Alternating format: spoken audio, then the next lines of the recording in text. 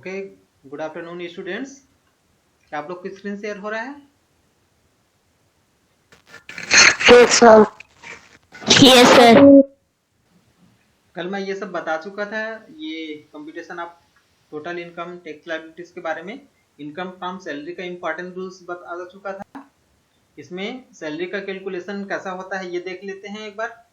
इसमें computation of taxable income from salary का numerical question आपका इस प्रकार से बनेगा। इसमें सबसे पहले आपको ऊपर हेडिंग डालना है, computation of taxable income from salary. आप मिस्टर, मिसेस या मिस या डॉक्टर जो भी हैं उनका नाम लिखेंगे यहाँ पर फॉर द असेसमेंट ईयर।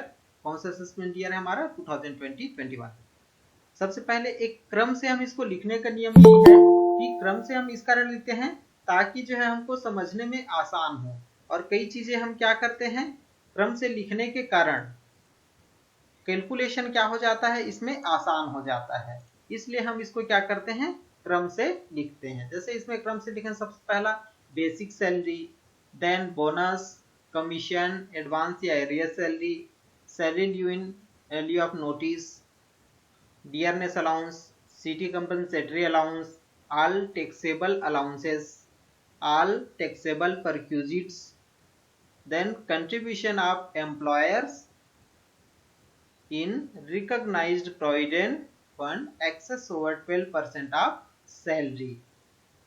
नियोक्ता का रिकॉग्नाइज्ड प्रोविडेंट फंड में अर्थात प्रमाणित भविष्य निधि में 12% से अधिक का अंशदान। उसी प्रकार से interest on RPF excess over 9.5% of. अब यहाँ पर प्रमाणित भविष्य निधि में 9.5% से अधिक का ब्याज होता है, तो वह भी यहाँ पर आ जाता है। इसके बाद इन सब का क्या कर लेते हैं, योग करते हैं। इसके अतिरिक्त जो भी सैलरी में आए टैक्सेबल चीज सबको यहाँ नीचे में लिख देंगे। उसके बाद इन सब का योग कर लेंगे, यह क्या कहलाता है, ग्रॉस सैलरी। इसमें से 3 प्रकार से डिडक्शन घटता है। पहला होता है स्टैंडर्ड डिडक्शन या प्रमाणित कटौती, अगला है इंटरटेनमेंट अलाउंस 16(2) के अंतर्गत घटता है, और लास्ट है प्रोफेशनल टैक्स या एम्प्लॉयमेंट टैक्स।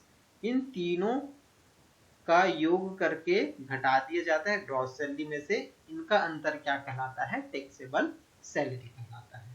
It's okay. अब एक एक इसमें टॉपिक को हम करते हैं। तो सबसे पहला आते हैं इसमें बेसिक सैलरी।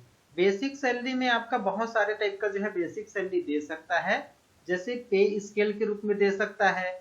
जैसे कोई कर्मचारी की नियुक्ति 1/1/2015 को हुआ था, जिनका पे स्केल 8000-250-900-500-11,000 के पे स्केल में हुआ हो, या पे स्केल इस तरीके से दे सकता है, या बेसिक सैलरी और ग्रेड पे दे सकता है, या इस तरीके से एनुअल इंक्रीमेंट भी दे सकता है। ये समानता 4 टाइप का दे सकता है, या 5वां आपका फिक्स बेसिक सैलरी दे दिया रहे 10,000, 20,000, 50,000 जो भी है। इस टाइप का जो है बेसिक सैलरी याद करने का आता है।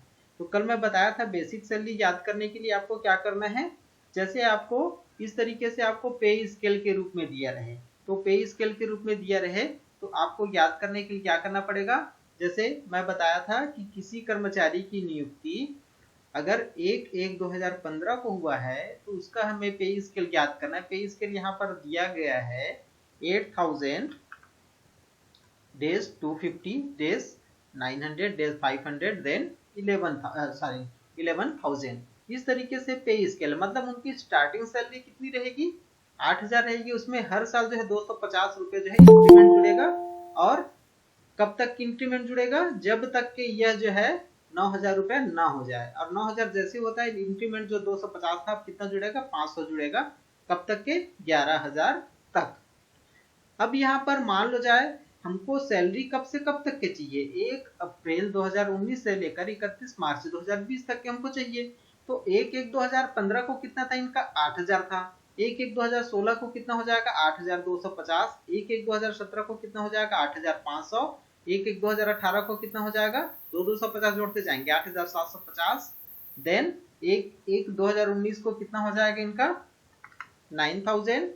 और 1/1/2020 को कितना हो जाएगा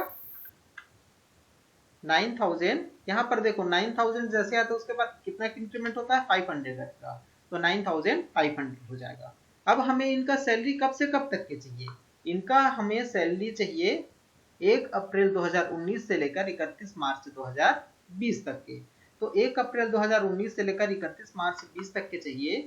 तो पहले जो 1 अप्रैल से 31 दिसंबर अर्थात अप्रैल, मई, जून, जुलाई, अगस्त, सितंबर, अक्टूबर, नवंबर एंड दिसंबर, टोटल कितने मंथ होते हैं? ये 9 मंथ। 9 मंथ में कितने के दर से सैलरी मिला? ये क्या हो जाएगा?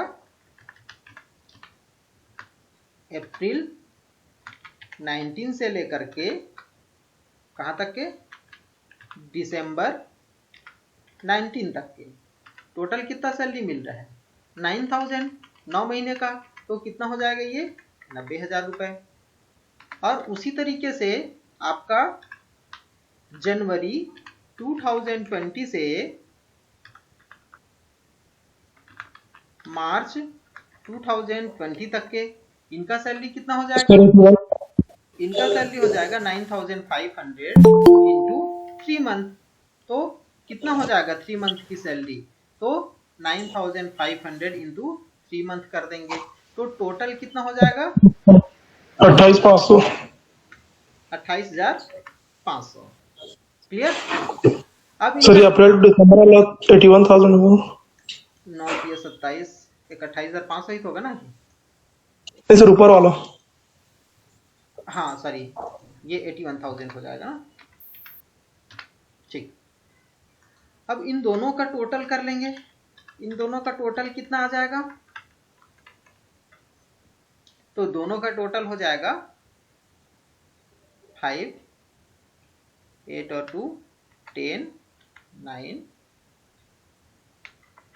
500, 1,09,500 रुपए। ये क्या हो जाएगा? Basic salary. तो इस तरीके से आपको बेसिक सैलरी निकालना है। क्लियर? बेसिक सैलरी निकाल लेंगे आप लोग? सर एक बार फिर से समझा देना। हाँ, अगला क्वेश्चन मैं बता दूंगा ऐसी टाइप का।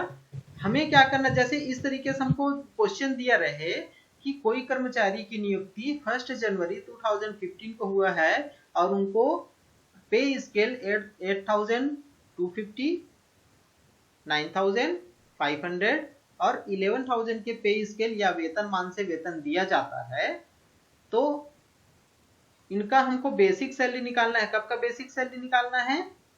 कब का बेसिक सैलरी निकालना है? 1 अप्रैल 2019 से लेकर के 31 मार्च 2020 तक के हमको क्या करना है? बेसिक सैलरी निकालना है। 1 अप्रैल 2019 से लेकर के हमको क्या करना है? 31 मार्च 2020 तक के हमको बेसिक सैलरी निकालना है। तो हम देखेंगे कि 1 अप्रैल 2019 को उनका सैलरी कितना था? 1 अप्रैल 2019 को सैलरी कितना था? जब 1 जनवरी 2015 को उनका सैलरी कितना था? 8,000 था। 8,000 से शुरू होना है। यहाँ पर कितना शुरू हुआ है? ये 8,000 से शुरू हुआ है। तो बेसिक सैलरी कितना था 1 जनवरी 2015 को? 8,000। तो हम 8,000 ले लेंगे। अब 1 साल के बाद 1 जनवरी 2016 को इनका सैलरी कितना हो जाएगा?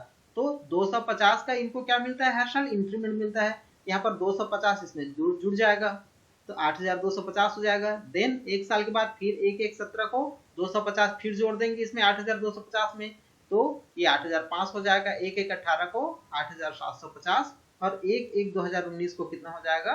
9,000। और जैसे ही 9,000 आता है तो 9,000 आने के बाद अगला इंक्रीमेंट कितना होता है? 500 का। तो अगला इंक्रीमेंट कितना हो जाएगा? 1/1/2020 को 9,500 का हो जाएगा। क्लियर? अब यहाँ पर हमको सैलरी कब से कब तक की चाहिए? 1 अप्रैल 2019 से लेकर के हमको सैलरी चाहिए 31 मार्च 2020 तक के। तो अप्रैल 2019 की सैलरी कितनी थी? तो अप्रैल 2019 की सैलरी थी, चूंकि 1 जनवरी 2019 को कितना हो गया था? 9,000 हो गया था। ये पूरे 1 जनवरी 2019 से 31 दिसंबर 2019 तक के मिलेगा। तो हमको सैलरी कब चाहिए? 1 अप्रैल से। तो अप्रैल, मई, जून, जुलाई, अगस्त, सितंबर, अक्टूबर, नवंबर और दिसंबर, टोटल कितने मंथ हो रहे हैं? 9 मंथ्स। तो ये 9 मंथ्स की सैलरी कितनी हो जाएगी? तो 9 मंथ की सैलरी हो जाएगी ये 9,000 इंटू 9 इक्वल टू 81,000। जैसे ही जनवरी लगता है तो इनकी सैलरी कितनी हो जाती है? 500 की इंक्रीमेंट लग जाता है। ये हो जाएगा 9,500। तो 9,500 का जो है कितने महीने मिल रहा है इनको? 9,500 की सैलरी मिले 3 महीने। कौन कौन सा? जनवरी, फरवरी और मार्च। तो 3 महीने की सैलरी कितनी हो जाएगी 28,500। तो ओवरऑल की बेसिक सैलरी कितनी हो जाएगी 1,09,500। ओके, माइक म्यूट कर लेंगे अभी। अब समझ में आ गया होगा। अब इसमें ये एक चीजें हैं, दूसरी चीजें मैं इसी में बताता हूँ। दूसरी चीजें होता क्या है कि कभी कभार क्वेश्चन में दे दिया जाता है सामान्यतः यदि क्वेश्चन में कुछ भी नहीं दिया है तो यह मान करके चला जाता है, बनाया जाता है क्वेश्चन को कि वेतन प्रत्येक महीने के अंतिम तिथि को मिल जाता है। जैसे जनवरी का वेतन 31 जनवरी को, फरवरी का वेतन जो है 28 या 29 फरवरी को, मार्च का 31 मार्च को। इस तरीके से जो है महीने के अंतिम दिवस में सैलरी दे दिया जाता है, यह मान करके बनाया जाता है। ओके, बट कभी कभार होता क्या है, क्वेश्चन में ऐसा दिया रहता है कि वेतन महीने की अंतिम तिथि न मिलकर के अगले महीने की प्रथम तिथि मिलती है। जैसे जनवरी 2019 का वेतन कब मिलेगा 1 फरवरी 2019 को मिलेगा। मतलब जैसे महीना खत्म होता है उसके अगले दिन क्या होता है, वेतन ड्रा होता है। अगर ऐसा क्वेश्चन दे दिया तो थोड़ा सा चेंज हो जाता है, थोड़ा सा क्या हो जाएगा इसमें चेंज हो जाएगा। क्या चेंज हो जाएगा, जैसे देखो इसमें हमको वेतन कब से कब तक चाहिए, 1 अप्रैल 2019 से लेकर 31 मार्च 2020 तक के हमको चाहिए वेतन। 1 अप्रैल 2019 31 मार्च 20 तक के चाहिए, 12 महीने का। क्योंकि इसी प्रीवियस ईयर के आधार पर हमको क्या करना है, कैलकुलेशन करना है। तो चूंकि वेतन प्रत्येक महीने के जो है अंतिम तिथि ना मिलकर अगले महीने के प्रथम तिथि मिलता है, तो हमें ये अप्रैल का वेतन कब मिलेगा, स्वाभाविक है मई में मिलेगा। अप्रैल का वेतन कब मिलेगा, मई में मिलेगा। मई का वेतन कब मिलेगा, जून में मिलेगा। तो विड्रॉ बेसिस देखा जाए तो हमें मार्च का वेतन कब मिला था, अप्रैल में मिला था। तो मार्च का वेतन चूंकि अप्रैल में मिला, तो मार्च में सैलरी कितना था इनका 9,000 रुपया। तो मार्च का अप्रैल में मिला तो हमको टोटल ये कितने महीना हो जाएगा, अप्रैल मई जून जुलाई अगस्त सितंबर अक्टूबर नवंबर दिसंबर और जनवरी। क्योंकि दिसंबर का वेतन कब मिल रहा है, जनवरी में मिल रहा है। दिसंबर का वेतन कब मिल रहा है, जनवरी में। तो दिसंबर तक के 9 महीने और प्लस दिसंबर का वेतन जनवरी मिले, इसलिए टोटल कितने महीने हो रहे हैं, 10 महीने। तो ये कितना हो जाएगा आपका 90,000। क्योंकि अगले महीने के फर्स्ट डे को मिल रहा है सैलरी, अगले महीने के फर्स्ट डे को सैलरी मिल रहा है। और ये 2 महीने का सैलरी जो है चूंकि जनवरी में 1 जनवरी को बढ़ा हुआ है, बट ये बढ़ा हुआ वेतन कब मिलेगा, बढ़ा हुआ वेतन मिलेगा फरवरी में मिलेगा। ये हो जाएगा फरवरी में। तो 9,500 का कब मिलेगा, फरवरी में और मार्च में मिलेगा, 1 फरवरी को और 1 मार्च को। तो इनका सैलरी कितना हो जाएगा 9,500 इंटू 2 इक्वल टू ये कितना हो जाएगा 19,000। और यहां पर इनका टोटल कर लेंगे, टोटल ये कितना हो जाएगा, टोटल कितना हो जाएगा ये 109,000, 1,09,000 रुपया। देखिए अब आप लोग जो है सिर्फ एक लाइन उसमें चेंज करने से क्वेश्चन में कितना चेंज हो गया, सिर्फ एक लाइन हमने चेंज किया और क्वेश्चन क्या हो गया, चेंज हो गया। क्लियर, बना लोगे आप बेसिक सैलरी को, कोई डाउट तो नहीं होगा। ऐसे ये भी ग्रेड पे स्केल वाला ही है, पे स्केल वाला बन जाएगा। जैसे ये ग्रेड पे वाला आ जाता है तो ग्रेड पे याद करने के लिए इनका यही याद किया। जैसे 8,000 का ग्रेड बेसिक सैलरी है और 2,000 रुपये ग्रेड पे है, तो इसमें इनका सैलरी याद करने के लिए 8,000 में 2,000 रुपये हम क्या कर देंगे, सिंपल सा जोड़ देंगे। अर्थात इनका बेसिक सैलरी कितना हो जाएगा 10,000 रुपये बेसिक सैलरी हो जाएगा। तो इस तरीके से हम इनका क्या कर लेंगे, वेतन बेसिक सैलरी याद करेंगे। क्लियर है। उसी तरीके से जैसे इंक्रीमेंट वाला देता है, जैसे 7 पे कमीशन में इस तरीके से इंक्रीमेंट की सुविधा दी गई है।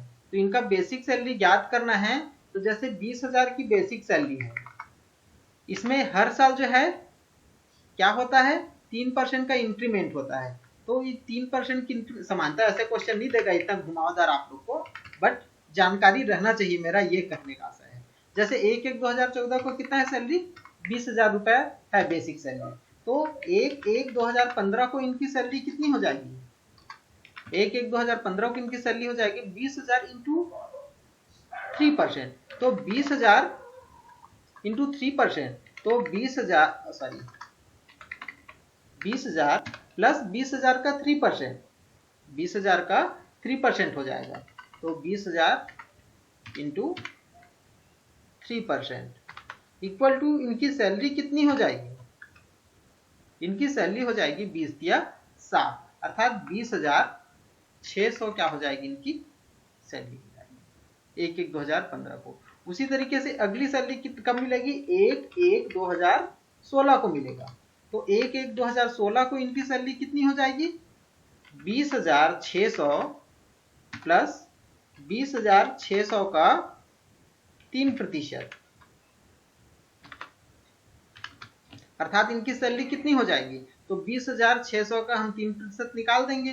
तो 20,600 का 3% कितना हो जाएगा? है ये 20,600 इंटू 3%, ये हो जाएगा 618। तो ये कितना हो जाएगा?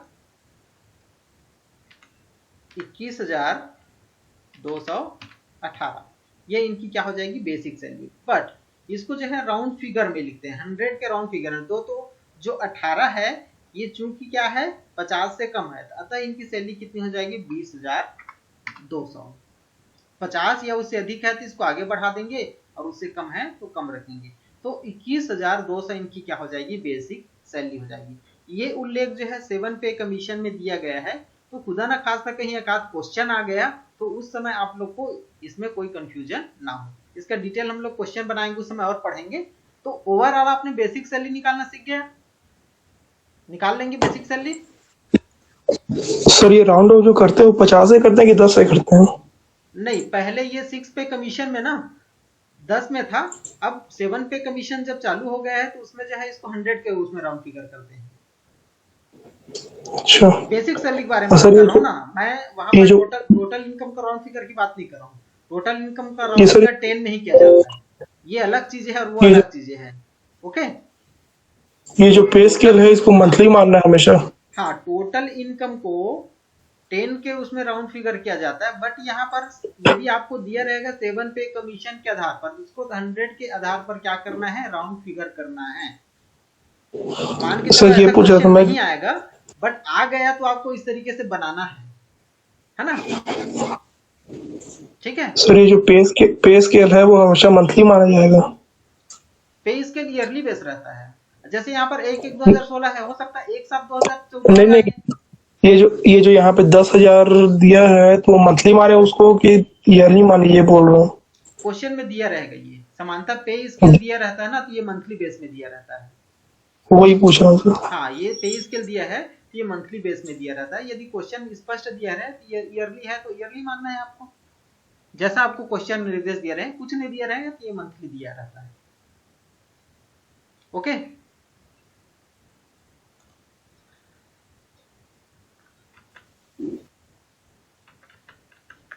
अब बेसिक सैलरी देख लिए। अब दूसरा चीज है, जैसे इसमें क्या चीजें हैं? बोनस और कमीशन के बारे में दिया गया है। बोनस और कमीशन जितना भी मिले, जैसे बोनस को त्योहार के ओकेशन में या ज्यादा उत्पादन हो गया तो कर्मचारियों को प्रोत्साहित करने के लिए दिया जाता है बोनस। ये पूरी तरीके से क्या होता है? टैक्सेबल होता है, तो इसको लिखना है। उसके बाद दिया गया कमीशन। तो अपने बिक्री को बढ़ाने के लिए सामान्यतः कर्मचारियों को कमीशन दिया जाता है, खासकर ये जो है सेल्स से जुड़े कर्मचारियों को दिया जाता है। तो ये कमीशन भी क्या होगा? पूरी तरीके से टैक्सेबल हो जाएगा। ओके, अब अगला चीज आता है एडवांस या एरियर सैलरी। एडवांस या एरियर सैलरी भी, जैसे हम अगले साल की सैलरी इस साल ले लेते हैं तो एडवांस सैलरी है, या गत वर्ष की सैलरी रुकी हुई है उनका एरियर इस साल मिला तो वो एरियर सैलरी है। सामान्य स्थिति में हम 12 महीने की सैलरी लेंगे, 1 अप्रैल 2019 से लेकर 31 मार्च 2020 तक की। बट ऐसे स्थिति में एडवांस और एरियर सैलरी की स्थिति में ये 12 महीने से अधिक भी हो सकता है। अगला चीज दिया गया सैलरी लीविंग ऑफ नोटिस।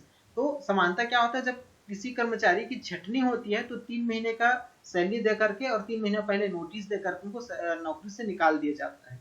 तो ऐसी स्थिति में नोटिस पीरियड का जो सैलरी मिलता है वह भी इसमें शामिल किया जाएगा, भले ही वह अगले, अब मान जाए किसी को मार्च में निकाला जा रहा है नौकरी से, तो मार्च में अगले 3 महीने का अप्रैल मई जून का वेतन दे दिया जाएगा, तो वो भी इसी साल के सैलरी में जुड़ेगा। तो 12 महीने तो ये हो गया और 3 महीना ये नोटिस पीरियड का, तो 15 महीने का सैलरी हम लेंगे उसमें, है ना। अगला आता है डियरनेस अलाउंस। डियरनेस अलाउंस में अक्सर ये चीजें प्रॉब्लम में आता है कि यह सर्विस कंडीशन है या सर्विस कंडीशन नहीं है। तो कोई भी स्थिति रहे, चाहे वह सर्विस कंडीशन हो या सर्विस कंडीशन नहीं हो, दोनों ही स्थिति में पूरी तरीके से टैक्सेबल होगा। यहाँ पर हमको डियरनेस अलाउंस को लिखना ही है कोई भी स्थिति में। अगला है CCA, सिटी कंपनसेटरी अलाउंस, नगर क्षतिपूर्ति भत्ता। तो नगर क्षतिपूर्ति भत्ता में नगर में रहने पर कुछ जो है अलग खर्चे बढ़ जाते हैं, उसके परिप्रेक्ष्य जो अलाउंस दिया जाता है CCA कहलाता है। तो इस सिटी कंपनसेटरी अलाउंस भी पूरी तरीके से टैक्सेबल होता है, तो इसको भी पूरा लिखना है। अब आगे देख लेते हैं अन्य जो अलाउंसेस होता है उसके बारे में। अन्य जो अलाउंस होता है उसके बारे में देख लेते हैं। तो अलाउंसेस को हम मूलतः जो है 3 भागों में बांटते हैं। आप लोग को दिख रहा है ये अलाउंसेस मतलब होता है भत्ता। तो भत्ता को मूलतः 3 भागों में बांटते हैं। फर्स्ट होता है फुल्ली टैक्सेबल, दूसरा होता है पार्शियली टैक्सेबल और थर्ड होता है फुल्ली टैक्स फ्री। तो फुल्ली टैक्सेबल में जितने भी हमको जो है अलाउंसेस दिया गया है उसमें पूरी तरीके से टैक्सेबल है, उसको सीधा सीधा लिख देना है टैक्सेबल अलाउंसेस में, उसमें कुछ कलाकारी करने की जरूरत नहीं है। और फुल्ली टैक्स फ्री है उसको पूरी तरीके से छोड़ देना, उसमें भी कुछ कलाकारी नहीं है। बट आपको जो है कंफ्यूजन किसमें होगा, पार्शियली टैक्सेबल में। पार्शियली टैक्सेबल में कुछ पार्ट्स सैलरी का क्या होता है टैक्सेबल होता है और कुछ पार्ट्स जो है फ्री होता है। तो कितना पार्ट्स टैक्सेबल होता है यह ज्ञात करने के लिए कैलकुलेशन करना पड़ता है, तो इसमें थोड़ा सा कंफ्यूजन आप लोग को हो सकता है। तो जैसे हम फर्स्ट चीजें देख लेते हैं फुल्ली टैक्सेबल। तो फुल्ली टैक्सेबल में कौन कौन से जो है अलाउंसेस आते हैं, तो यहाँ पर बहुत सारे अलाउंसेस यहाँ पर दिया गया है। एक स्क्रीनशॉट करके रख लेंगे आप लोग और एक बार पढ़ लेंगे इसको, तो आप लोग को ध्यान रहेगा जब भी क्वेश्चन बनाएंगे कि कौन कौन सा जो है फुल्ली टैक्सेबल अलाउंसेस से दिख जाएगा। जैसे यहाँ पर एक बार पढ़ देता हूँ, माइक बंद कर देंगे, अभी क्वेश्चन होगा तो इसके बाद मैं ले लूंगा। डियरनेस अलाउंस महंगाई भत्ता, CCA city compensatory allowance, food allowance मतलब ऑफिस में खाने का जो है भत्ता दिया जाता है, फूड अलाउंस है। मैरिज अलाउंस, शादी करने के लिए जो भत्ते दिए जाते हैं मैरिज अलाउंस है। डेपुटेशन अलाउंस, प्रति नियुक्ति भत्ता, एक कर्मचारी जो है एक विभाग से यदि दूसरे विभाग में जाता है तो उनको जो है डेपुटेशन अलाउंस दिया जाता है, प्रति नियुक्ति भत्ता कहलाता है। फैमिली अलाउंस, फैमिली को मेंटेन करने के लिए जो अलाउंस दिया जाता है फैमिली अलाउंस है। या परिवार भत्ता, ये पूरी तरीके से टैक्सेबल होता है। वार्डनशिप अलाउंस, यदि कोई कर्मचारी वार्डन का भी काम कर रहा है अपने मूल कर्तव्य के साथ साथ, उनको वार्डनशिप अलाउंस भी दिया जाता है, वह भी टैक्सेबल होता है। नॉन प्रैक्टिस अलाउंस, जो चिकित्सा विभाग में कर्मचारी कार्यरत हैं या डॉक्टर्स वगैरह कार्यरत हैं उनको प्राइवेट प्रैक्टिस न करने के जो भत्ते दिए जाते हैं नॉन प्रैक्टिस अलाउंस कहलाते हैं। या उसी तरीके से एडवोकेट्स वगैरह को, गवर्नमेंट एडवोकेट्स को जो भत्ते दिए जाते हैं वो भी नॉन प्रैक्टिस अलाउंस है। तो इन वर्गों को जो प्रोफेशनल्स होते हैं उनको नॉन प्रैक्टिस अलाउंस दिया जाता है, यह भी फुल्ली टैक्सेबल है। ओवर टाइम अलाउंस, अधिक समय भत्ता, मेडिकल अलाउंस या चिकित्सा भत्ता, सर्वेंट अलाउंस, नौकर रखने के जो भत्ते दिए जाते हैं। मेडिकल अलाउंस या चिकित्सा भत्ता, सर्वेंट अलाउंस, नौकर भत्ता, प्रॉक्टर अलाउंस, प्रॉक्टर अलाउंस या प्रवक्ता भत्ता। प्रवक्ता भत्ता क्या होता है, नौकर रखने के जो भत्ते होते हैं प्रॉक्टर अलाउंस या प्रवक्ता भत्ता। प्रवक्ताओं को जो भत्ते दिए जाते हैं प्रॉक्टर अलाउंस है।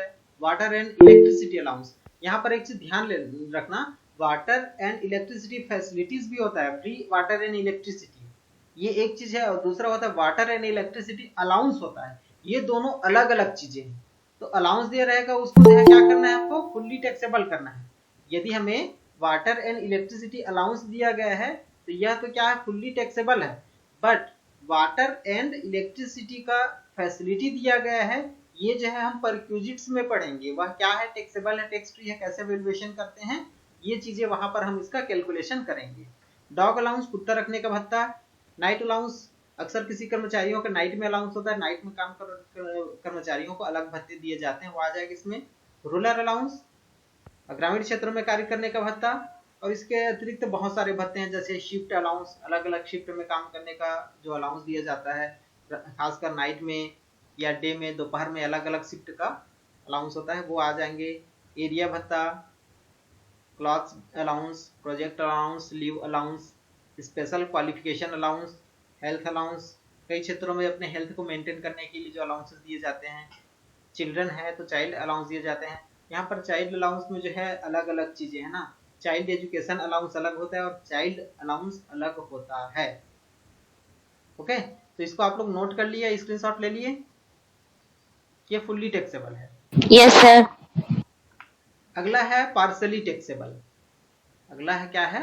Partially taxable.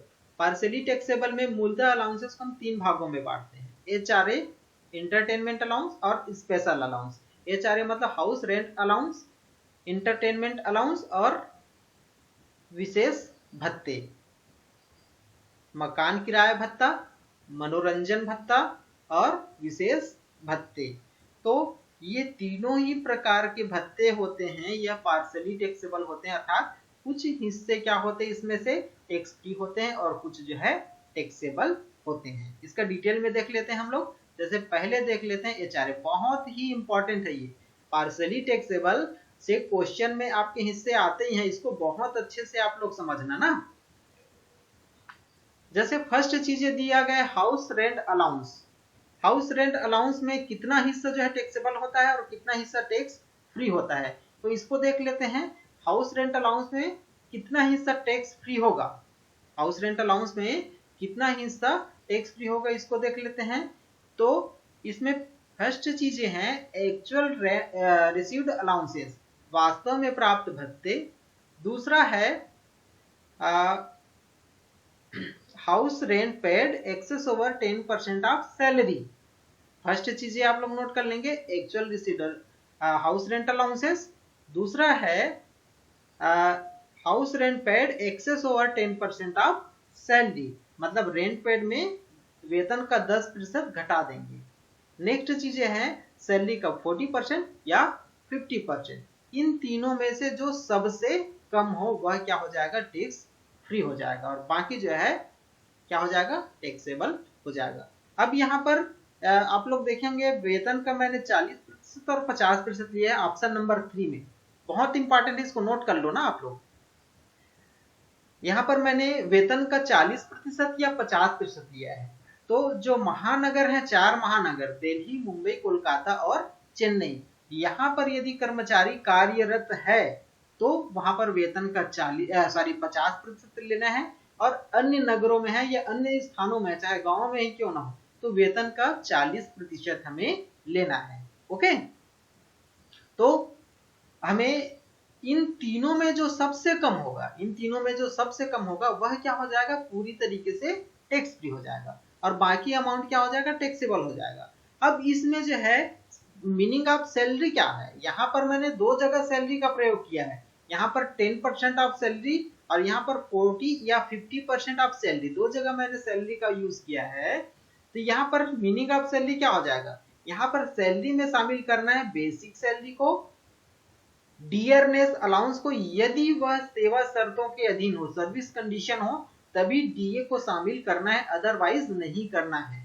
उसके बाद है डियरनेस पे, महंगाई वेतन भी दिया है तो महंगाई वेतन भी इसमें शामिल होगा। और उसके बाद है कमीशन ऑन सेल्स, यदि विक्रय पर निश्चित दर से कमीशन दिया जाता है तो वह भी इसमें शामिल किया जाएगा। तो यह आपका हाउस रेंट अलाउंस का क्या हो जाएगा, टैक्स फ्री पार्ट हो जाएगा। और इसी में यदि टैक्सेबल पार्ट याद करना हो तो क्या करना पड़ेगा, इसी में यदि हमको क्या करना हो, टैक्सेबल पार्ट ज्ञात करना हो, तो टैक्सेबल पार्ट ज्ञात करना हो तो जितना भी HRA होगा, HRA में से टैक्सेबल कितना हो जाएगा, इसको ज्ञात करने के लिए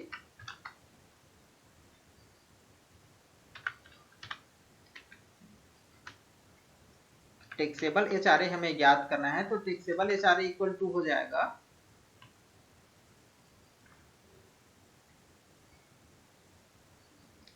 HRA माइनस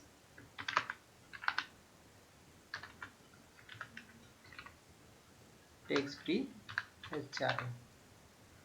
यदि हमने टैक्स फ्री यहां से ज्ञात कर लिया, इन तीनों में से वास्तव में प्राप्त मकान किराया भत्ता, या दूसरा है दिया गया किराया में वेतन का 10% घटाने के बाद और वेतन का 40% या 50%, इन तीनों में से जो सबसे कम होगा वह क्या हो जाएगा, टैक्स फ्री हो जाएगा। अब यहाँ पर सैलरी मतलब बेसिक सैलरी, डियरनेस अलाउंस यदि सर्विस कंडीशन हो, और विक्रय पर कमीशन ये सभी का योग क्या कहलाता है? सैलरी कहलाता है। सैलरी का ये परसेंटेज निकालने के लिए इस सैलरी का प्रयोग करना है। यहाँ पर टैक्सेबल एचआरए ज्ञात करना है, अर्थात क्वेश्चन आपको दिया है वहां पर टैक्सेबल कितने पार्ट्स रहेगा। तो ये जितना एचआरए रिसीव्ड हुआ है फर्स्ट वाला ऑप्शन, इसमें से जो तीनों में से जो कम होगा उसको घटा देंगे तो वह क्या हो जाएगा? टैक्सेबल एचआरए हो जाएगा। इसको हमको इनकम फ्रॉम सैलरी के अंतर्गत टैक्सेबल करके लिखना है, टैक्सेबल पार्ट ऑफ एचआरए करके बन जाएगा ये। जैसे एक एग्जांपल देख लेते हैं, Raghu is an employee in a company in Kolkata. His basic salary कितना है? Basic salary is 10,000।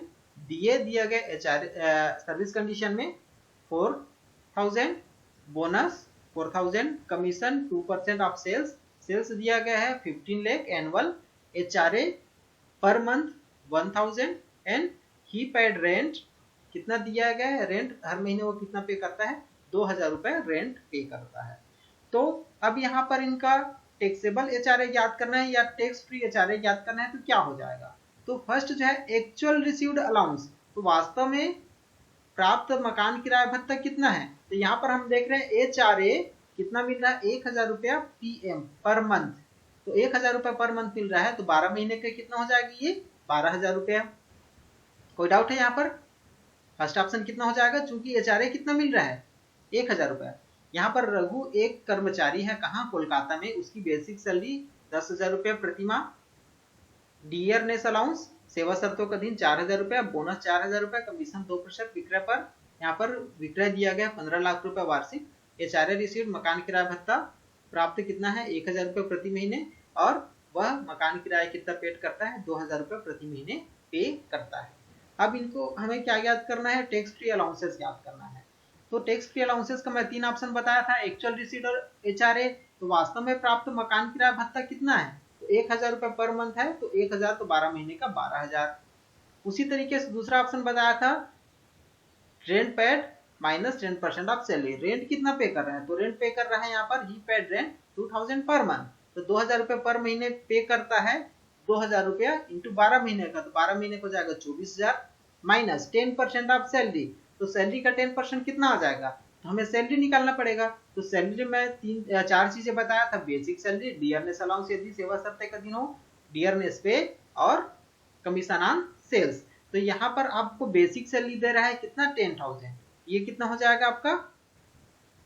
10,000 per month है, तो 12 महीने का कितना हो जाएगा? 10,000 इंटू 12 अर्थात 1,20,000। डियरनेस अलाउंस 4,000 रुपए दिया गया है, तो 4,000 इंटू 12 48,000। उसी तरीके से यहाँ पर डियरनेस पे तो नहीं दिया गया है, बोनस दिया गया, इसको लेने की जरूरत नहीं, हमें बोनस को शामिल नहीं करते हैं। उसके बाद कमीशन 2% ऑफ सेल्स, तो 2% सेल किसका लेना है? सेल्स कितना है? 15 लाख। 15 लाख का 2% कितना होता है? 30,000। तो 30,000 हो जाएगा, तीनों का योग कितना हो जाएगा? 1,98,000। ये 1,98,000 क्या हो जाएगा? इनका सैलरी हो जाएगा। इनका 10%, 1,98,000 का 10% कितना होता है? 19,800। तो यहाँ पर रेंट पेड कितना कर रहा है? 2,000 रुपए प्रति महीने, माइनस 10% ऑफ सैलरी। सैलरी कितना निकाले थे हमने? 1,98,000 निकाला है। तो इसमें से हम क्या कर देंगे? इसमें से हम 19,800 को घटा देंगे, अर्थात दूसरा ऑप्शन आ जाएगा 4,200। तीसरा ऑप्शन 50 या 40% ऑफ सैलरी, तो कहाँ रहता है ये देखिए। तो यहाँ पर दिया गया कोलकाता में रहता है। कोलकाता में है तो हमको वेतन का 50% लेना है। वेतन कितना है? 1,98,000। इसका 50% कितना हो जाएगा? 99,000। अब हमारे पास 3 ऑप्शन है, एक्चुअल रिसीव्ड एचआरए, दूसरा है rent paid excess over 10% of salary, और तीसरा है 50% of salary. Whichever is least. तो तीनों में से सबसे जो कम है, तीनों में सबसे कम कौन है? 12,000, 4,200 और 99,000। तीनों में सबसे कम कौन सा है? 4,200 सबसे कम है। तो ये 4,200 रुपीज क्या हो जाएगा? टैक्स फ्री हो जाएगा। तो टैक्सेबल पार्ट्स कितना हो जाएगा? तो टैक्सेबल पार्ट हो जाएगा एक्चुअल रिसीव्ड एचआरए, अर्थात 12,000 मिला है, 4,200 फ्री हो गया। मतलब हमें कितना लेना है? 7,800 रुपए टैक्सेबल इनकम फ्रॉम सैलरी के अंतर्गत हमको लिखना है। कितना लिखना है? 7,800 रुपए। अब ये एचआरए निकालना बन जाएगा आप लोग से? Yes sir. हाँ, इसको Yes, स्क्रीनशॉट ले sir. लेंगे, स्क्रीनशॉट ले लेंगे, और ये जो फार्मूला है ना उसका भी स्क्रीनशॉट ले लेंगे और नोट कर लेंगे। इसका नोट्स बनाइए आप लोग, बिना नोट्स के आप लोग नहीं पढ़ पाएंगे ना।